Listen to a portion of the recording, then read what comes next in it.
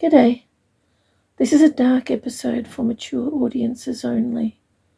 Please, pause and read the disclaimer. If you don't think dark is for you, you won't be missing out. Echo is exactly the same episode. Dark was very hard for me to write, and even harder for me to read. Dark may be hard for you to hear.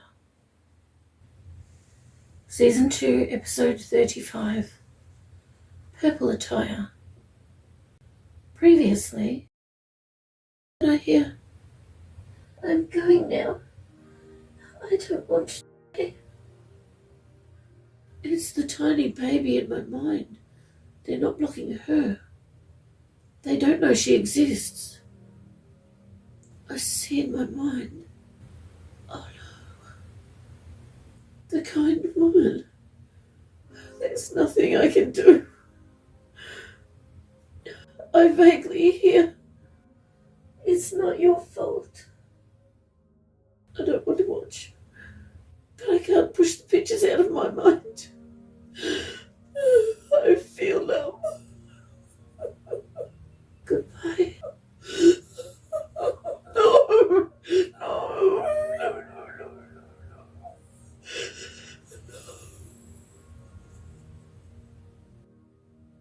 Continues. I feel numb. I sit still, I don't move. We have been driving for a long time. There is mess on the seats and mess on the floor. He was my friend. I have to make myself forget what this mess is. I want my friend back. I want the baby back, and her dad and mum. I hope her mum will remember what I whispered to her. The tiny baby girl in your tummy said to tell you that she's so glad you're her mum. I want my mum back and my dad back, and I want to be with my sister. I want to start this day again. Before all this happened, I want to go back to yesterday. I want to warn my dad. I want to make sure we leave before any of this happened. I want. It's impossible. I don't want to think of any of this anymore. I sit still. I don't listen to their voices. I don't want to hear the woman and guard talking about my friend. I don't want to hear their laughter. I don't move. I try to think of my sister. Maybe she's reaching out to my mind.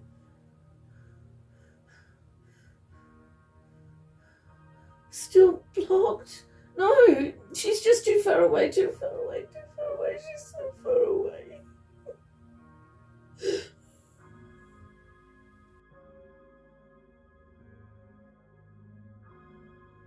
Ow! Someone slaps my face.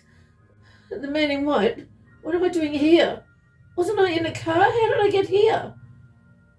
I'm looking at my mum and my dad where they were killed. Did they leave them here?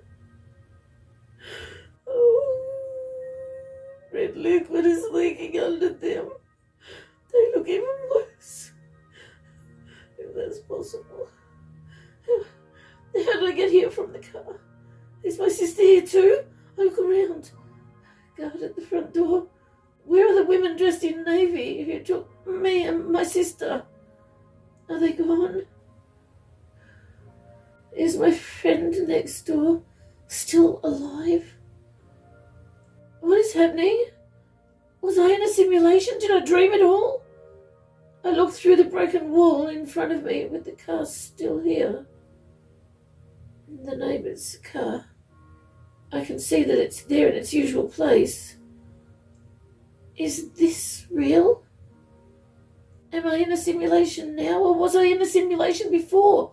Are they both simulations? Which one is real? Which one? If both are real, how? Oh, the man in white slaps my face again. I wriggle on this chair, but I'm strapped to it with my hands behind my back. My wrists and shoulders hurt. My face too. Suddenly my little sister is plonked on my lap facing me. Oh no. What did they do to her? She has blood dripping from... where is her ear? Her face is so swollen around one of her eyes that I can't even see it. She is not crying. She's limp, being held up by the man dressed in white. I call her name, and she looks at me with one brown eye. Move the car next door, the man dressed in white says, or I will cut off her other ear. I can't move it by myself. I tell him I can only do it with my sister. It's her ability, not mine. He walks behind me and says nothing. What is happening? My sister can't sit on my knee like this. She has to be held, or she will fall off. Why isn't she falling off? Why is she so still? I look around for my friend from next door and call his name, but deep down, I know that he is gone. I feel it. The grief. Grief for my friend. Grief for my parents.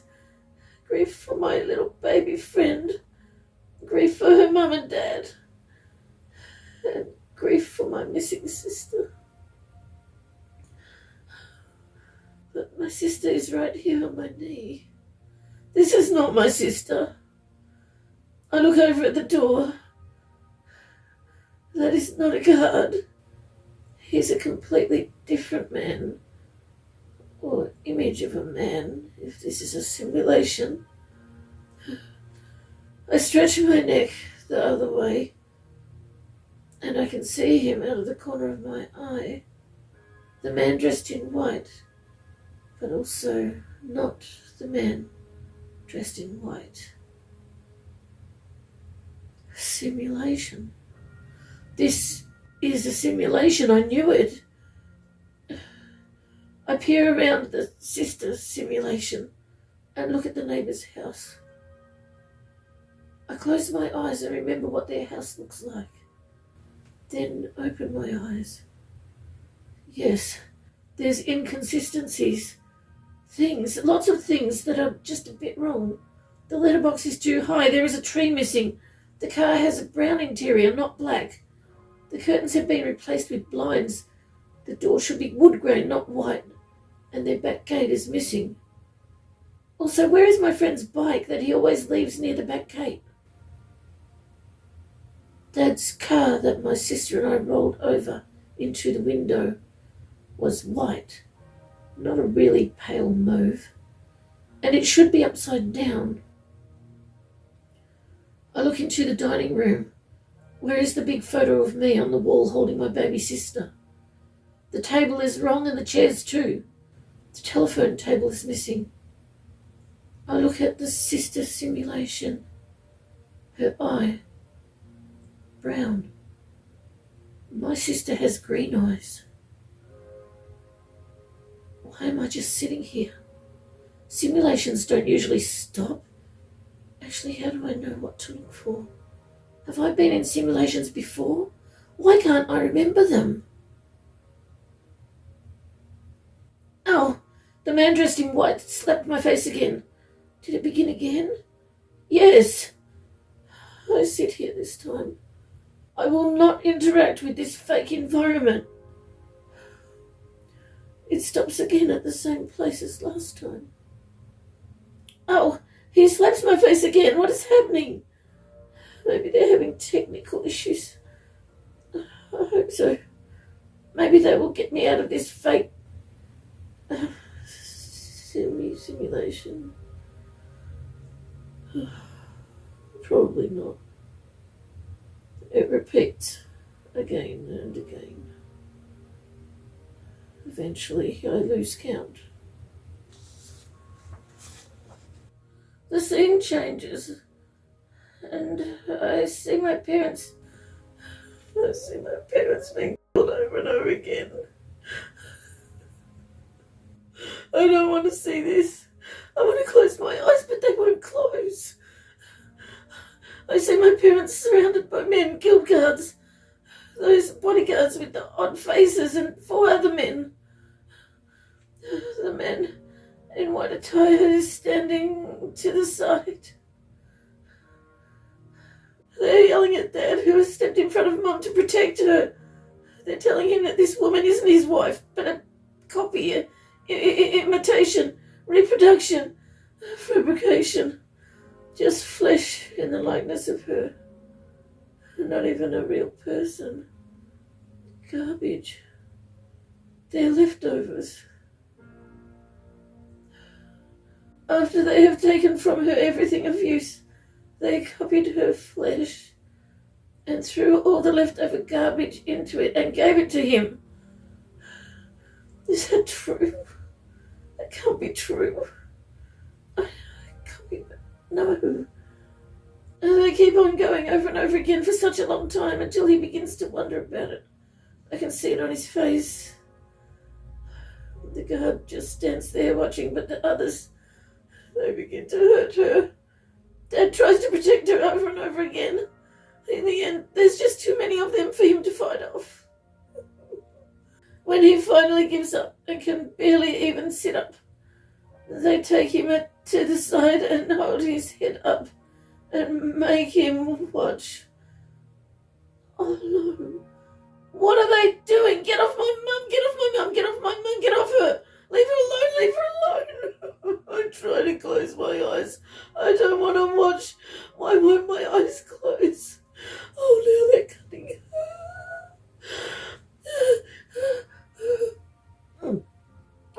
There's no point telling them to stop. She's all over the front of her arms, her legs, her tummy, her face. Oh, chunks of her scalp with hair attached lay around her. They shove Dad onto her and hold him there. She's still alive, coughing up red stuff. They make Dad watch as one of them pierces her with his huge knife and runs it across her neck. No. Mommy's looking at that man as he does it. Is this all happening in slow motion? She makes no sound. She looks so confused. Mum then looks at Dad, and her confused look changes to sadness. Her body convulses, and she just lays there with red liquid pulling her under her. Is she? Oh no. Another man puts the handle of his big knife in Dad's hand, then puts his own hand covering Dad's. He makes Dad plunge the knife into Mum's chest again and again and again. Why? She is already dead.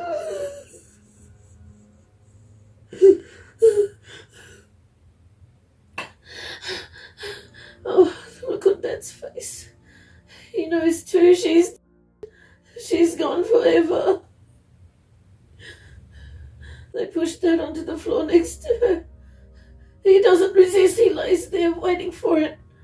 They mock him again. So many things they are saying. Oh, are they all true? Now they are repeating what they said about Mum, but add the house she'll be replaced again, and no one will know anything happened to her. as they have done many times before.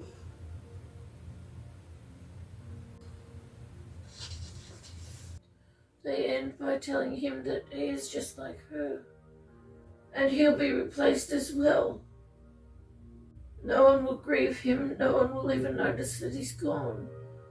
No one will notice the difference because he is garbage, a pathetic imitation, just like her.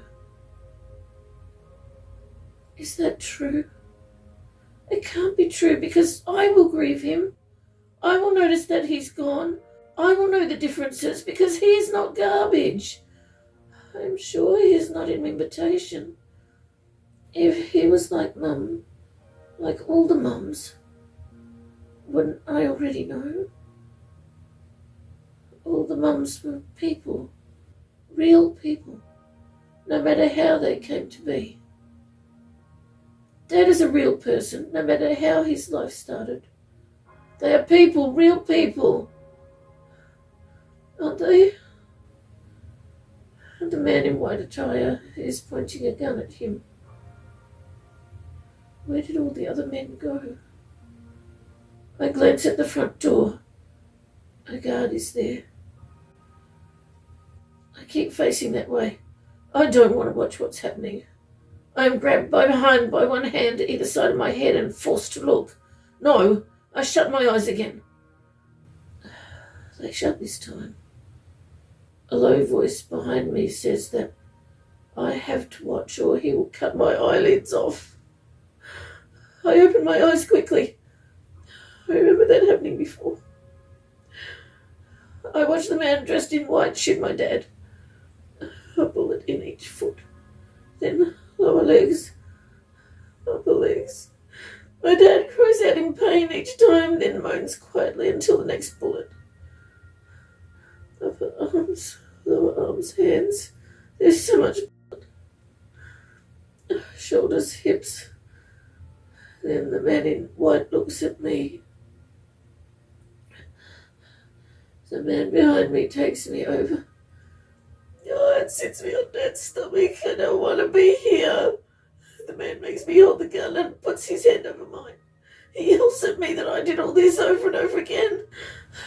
No, I didn't do it. I didn't. He points the gun at my dad's chest, and it makes my body jerk up as my hand and arm move. I look at Dad's face. He is in pain. The man shoots the gun and spurts into my face. I don't cry. I don't move. I look at my dad's lifeless body. Then my mum's. I think this picture will be etched into my memory forever. If they do replace them, I will know. I will remember this, no matter what they do to me. I am placed back on the chair facing Dad and Mum. I don't want to look at them anymore. Suddenly my little sister is plonked on my lap facing me. I hold her here so she won't fall. She looks at me with those big green eyes. Green. Is she going to do her usual little noise of contentment, as I like to think of it, like she so often does when we're face to face? No. Contentment is not a feeling anyone would feel here with this scene. I wait for her head to lower a bit, and ever so slightly tip to the right. She's not doing it. Why? I look into her eyes. Is this my sister? What is wrong with her? What have they done to her? The man in white is putting my hand around something. It's hard holding my sister with one hand. He pulls my arm up. No! It's a knife. No! He cuts her across her throat. I look her in the eyes. I want to turn away, but I can't.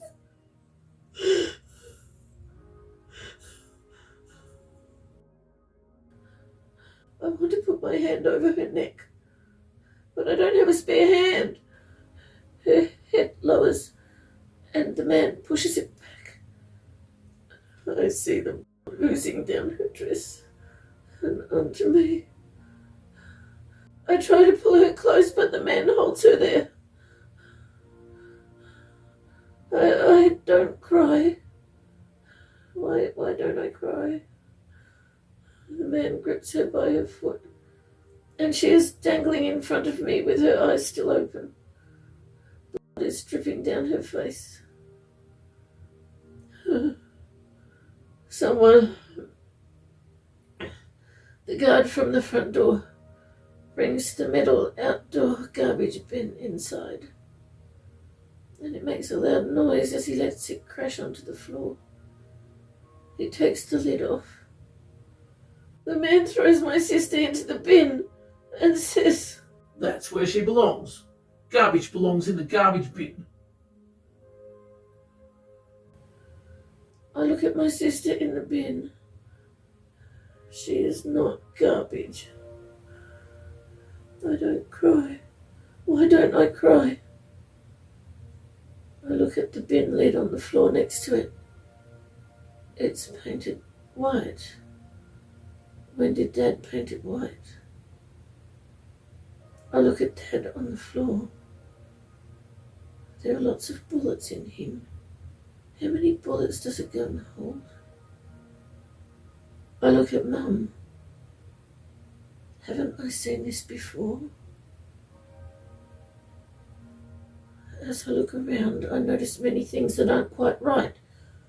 No dishes on the floor from the dish drainer when the car broke the window. The car is sideways and not upside down. The curtains in the neighbour's house are closed. They never close those curtains. Where is the side fence? It's gone. Why are the houses beyond the neighbour's house blurry? I can't focus on them. The crystal cabinet in the dining room is empty.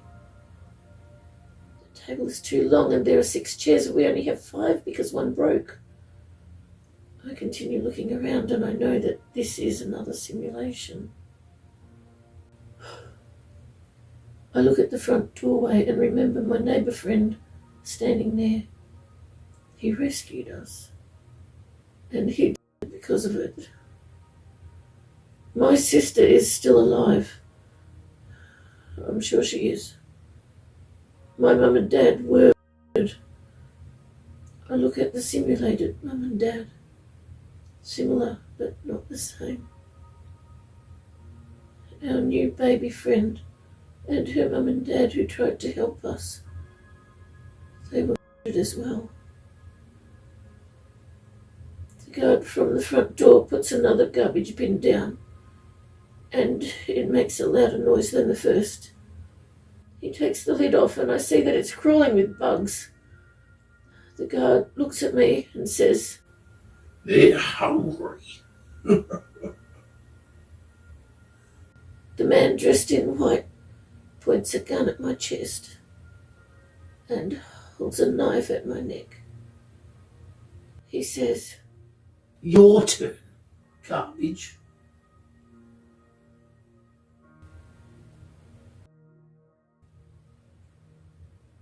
"12-year-old Lucas continues. I remember that just before he moved that knife and pulled that trigger, I tilted my head just like my sister does and looked up at him and asked, why? I know that simulation wasn't real, but my memory of it affects me as though it was real. Those images, why did they do that to me? Actually, I know the answer to that question.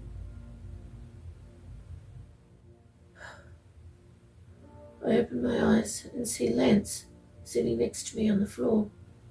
He's looking concerned. Our new mum is here, and Elif. The new name she chose is Anna May. How beautiful. She's sitting on the floor with us. She also looks concerned. I look at her face. Those men, they're wrong. Those people who say such awful things, wrong. The ones who begin their life differently to us, like the elves, they are people. Real people. We just sit here in silence for a long time. How did they know to just sit with me? They are so kind. I should concentrate on my new family now. My new mum, with my 3 new tiny sisters in her womb. My brother, who wasn't really my brother, but he is now. And my new dad, the principal guildmaster. Wow, that is so amazing that he's my dad. I have a family. I ask, how long have I been sitting here? I know that doing things in our minds usually doesn't take very long, but it seems like I've been sitting here for a long time. Anna May, Mum, looks at her watch. 3 hours. I've been sitting here for 3 hours. They tell me that many rescues have come through while I was lost in thought. Speaking of rescues, I hear a portal open in the elevator, and the elevator doors open. We go and stand with the other 2 LFs. I should ask them their new names. Maybe later. I watch many people exit that elevator, all so happy to be free. I hope my new dad is okay. I hope he returns soon. I watch as children in lots of different colour clothes come through the portal. It's odd to see so many different colours. At the guild, almost everyone wore navy blue. Behind all the children, I see my new dad step out. He's back. He is walking over to us, smiling. He says that he has found 2 more of his biological children, like Lance and me. What? We are his biological children? How? Are we actually brothers? Or maybe half-brothers?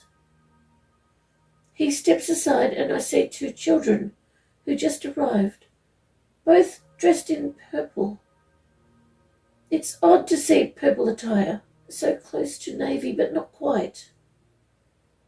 One has red hair and the other has brown.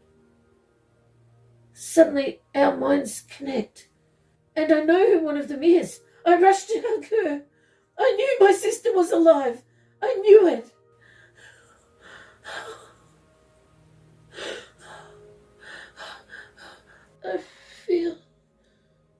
I feel something.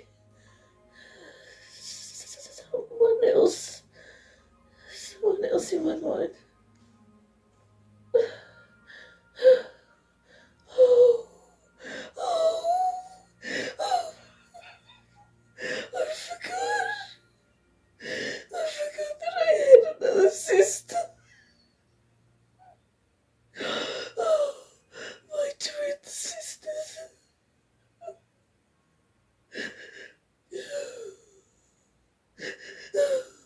I love you both. I love you.